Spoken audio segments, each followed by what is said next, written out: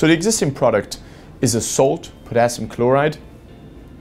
Pretty much 40% or 48% of that product is chloride. So whenever you're applying potassium chloride to your crops, a large proportion of that is chloride, which is non-ideal. Several crops out there are actually sensitive to chloride, so it is very suboptimal to use that product on those crops, and some of them you have to rely on very expensive alternative products instead. Given it is a salt, it solubilizes very quickly. So in places where it rains very much, the losses which are incurred through leaching, i.e. it rains, that product, it solubilizes, the water of the rain carries away a big part of the product that you applied. So you have significant efficiency losses through that.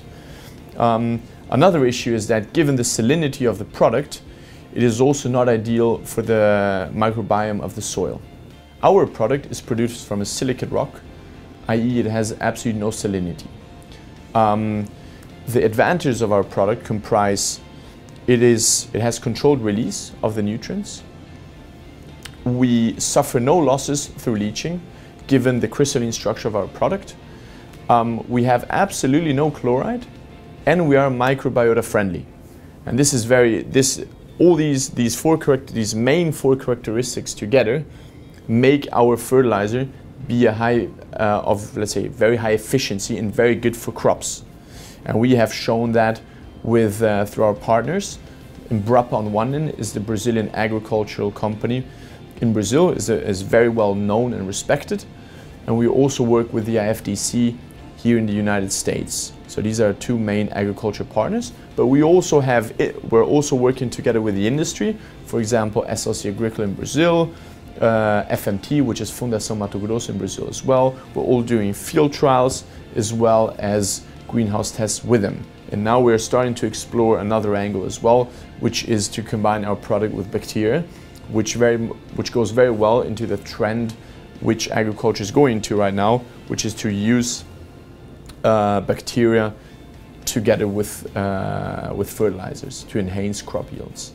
So there are a few characteristics that make our fertilizer perform so well and increase crop yields compared to the existing solution.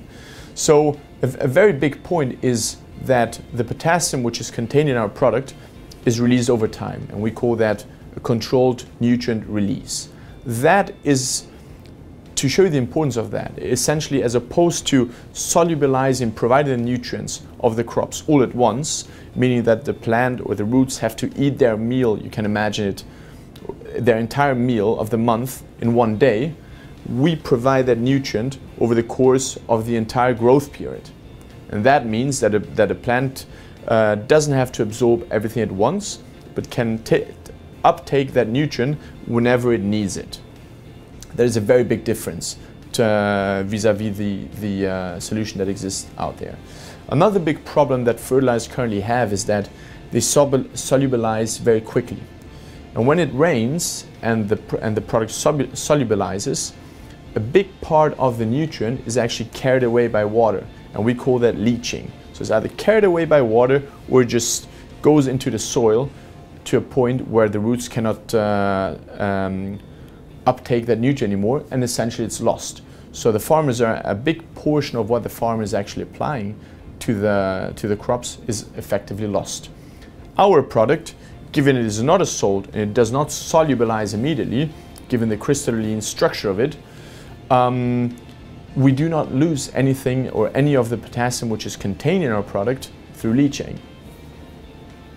That is another characteristic. Another very important one is the salinity of our product. The existing solution has a fairly high salinity index, which means that you're effectively adding a salt every time you apply that product to the soil or to the crops.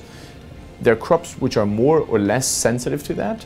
When it comes to berries, citrus, almonds, and other types of crops, these are extremely sensitive to that, meaning that you cannot even apply that product and you have to rely on some very expensive alternative products.